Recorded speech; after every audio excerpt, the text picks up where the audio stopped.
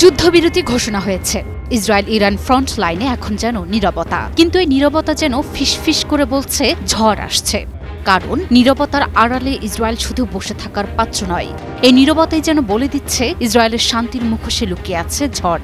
কথায় আছে শান্ত নদীর তলায় থাকে গভীর স্রোত। ইরান ইসরায়েল যুদ্ধবিরতির পর পরিস্থিতি শান্ত মনে হলেও ইসরায়েল ইরানের বিরুদ্ধে কষছে আরও ভয়ঙ্কর খেলা। তাই তো আগেভাগেই বিশ্লেষকরা বলছেন ইরানের এটা সতর্কতার সময়। আবারও কি ষড়যন্ত্রে লিপ্ত ইসরায়েল, কি বলছেন বিশ্লেষকরা?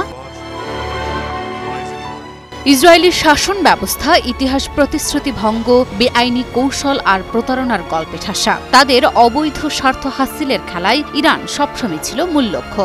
ইরানের জনগণ ও কর্মকর্তারা জানে ইসরায়েল কখনো হাত গুটিয়ে বসে থাকবে না, কারণ তারা হাড়ে হাড়ে টের পেয়েছেন যে সাপের বিষ দাঁতে আর ইহুদিবাদীদের বিষ কৌশলে। আর তাই তো যুদ্ধ পরবর্তী সময়ে সকল বিশ্লেষক ও পর্যবেক্ষকরাও ইরানকে অত্যন্ত সতর্ক থাকতে বলেছেন।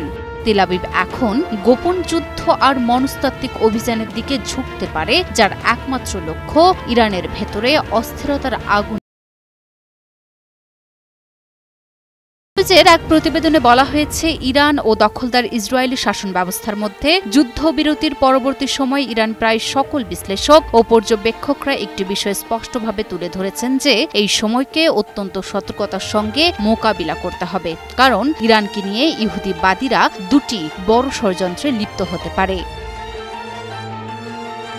ইরানের অভ্যন্তরে সন্ত্রাসী তৎপরতা ছড়িয়ে দেওয়ার পরিকল্পনা তাদের প্রথম হাতিয়ার। অনেক পর্যবেক্ষক বিশেষভাবে আশঙ্কা প্রকাশ করেছেন যে ইহুদিবাদীরা ইরানের অভ্যন্তরে গুপ্ত হত্যার মতো অভিযান চালানোর চেষ্টা করতে পারে।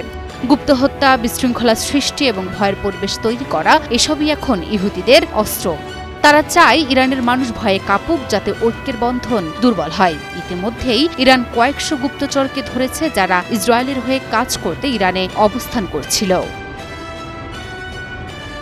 দ্বিতীয়ত, ইসরায়েলি শাসন ব্যবস্থা মোটেও আশা করেনি যে তাদের আগ্রাসনের পর ইরানে জাতীয় সংহতি ও ঐক্য আরও জোরদার হবে। ইহুদিবাদী শক্তি দেখেছে তাদের আগ্রাসন ইরানের জনগণকে আরও ঐক্যবদ্ধ করেছে।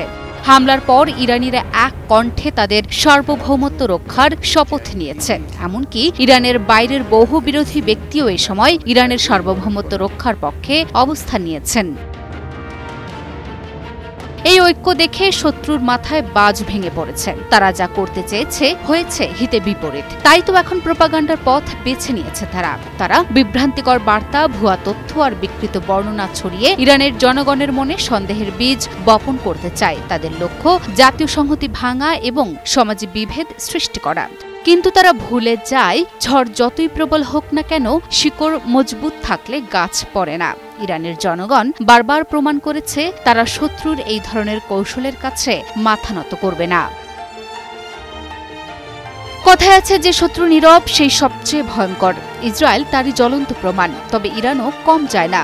ইরান জানে ইসরায়েলের কৌশল কখনো শেষ হয় না, তাই তো প্রতিটি পদক্ষেপে সতর্ক থাকতেও তারা পটু।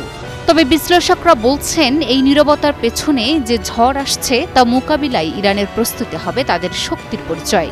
ইরানের জনগণ তাদের ইতিহাস থেকে শিখেছে একতাই বল, বিভেদে পতন। তারা এই প্রোপাগান্ডার জাল ছিন্ন করবে বলে মনে করছেন বিশ্লেষকরা। Desk report, news 24।